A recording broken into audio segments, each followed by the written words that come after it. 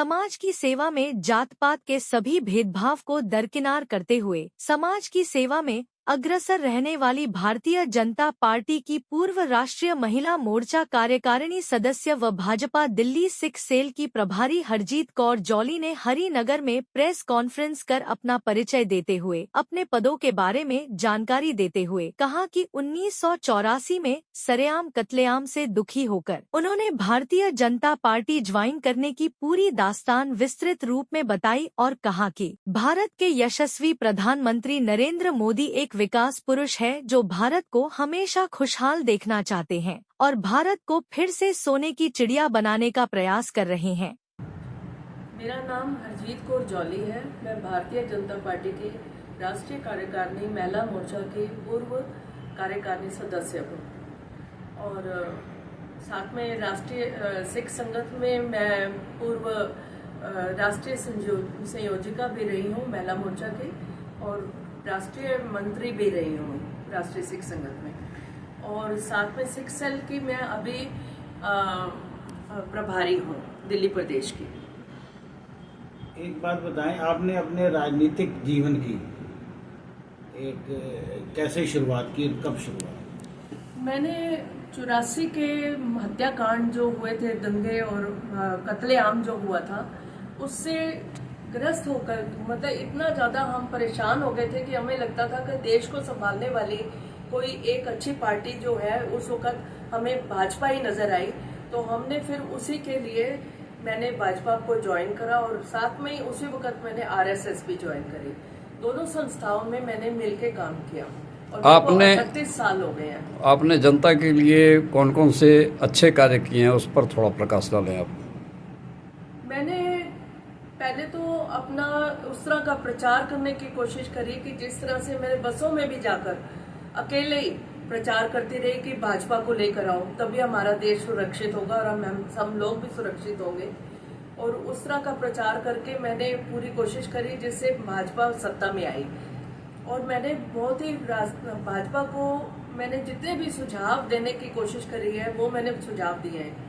उसमें मैंने skill India का सुझाव भी मेरा ही था और बाकी भी मेरे बहुत सारे सुझाव हैं जो कि मेरे पास सारे लिखित रूप में है और वो सुझाव मैं हमारे सरदार रुलदा सिंह जी होते थे उनके द्वारा मैं अडवाणी जी के पास भिजवाती थी।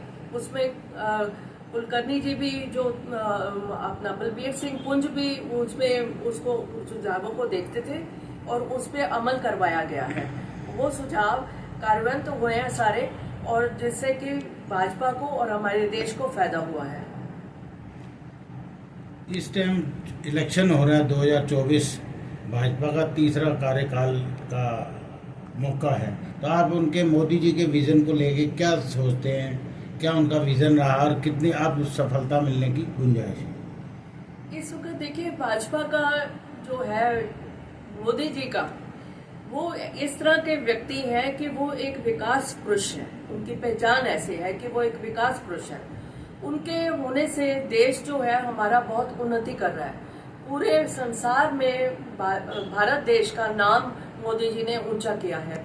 गरीब व्यक्ति का जीवन आसान किया है। उनको राशन उपलब्ध करवा रहे हैं मुफ्त में, जो कि गरीब आदमी जो है अपना गुजारा कर रहा है। और भी सुविधाएं, स्वास्थ्य की सुविधाएं जो दिल्ली में उन्होंने यहाँ पे लागू कर दी है, आयुष्मान योजना, तो वो जो है 5 लाख का फायदा जो है उपचार में किसी भी प्राइवेट अस्पताल में गरीबों को मिल सकेगा। और इस तरह के वो हर तरह के एजुकेशन में भी नई नई पॉलिसीज ला रहे हैं जिसमें कि लोगों को अच्छा शिक्षा जो है वो मिल सके और आगे भी उसमें और प्रगति करी जाएगी। और बाकी चीजें जो है देखिए, मकान जहां पर आपकी झुकी है वहीं पर मकान देने का वादा किया है मोदी जी ने। और इसी तरह से 84 के जो आहत लोग थे उनको भी घर देने का वादा किया गया है। मैंने जो कोशिश करी थी राष्ट्रीय सिख संगठन की तरफ से, तब नाना कमीशन का गठन हुआ था और इन लोगों को राजनाथ सिंह जी आकर 5-5 लाख रुपया दे के गए थे। तो जो मोदी जी कर रहे हैं, अभी देखिए कि उन्होंने कॉरिडोर जो है उसको खोला है और सिखों के लिए रोपवे का अपना हेमकुंड साहब का भी जो है वो कर रहे हैं। इसी तरह उन्होंने सभी मंदिरों के लिए भी किया है और मस्जिदों के लिए भी किया है। उन्होंने कभी वितकरा नहीं किया कि मैं एक हिंदू को फायदा दूंगा, मुसलमान को नहीं दूंगा। उन्होंने सबका सम्मान दिया है। मुसलमानों को भी उतना ही सम्मान मिला है, सिखों को भी मिला है और हिंदुओं को भी मिला है, और सभी लोग खुश हैं मोदी जी के राज में।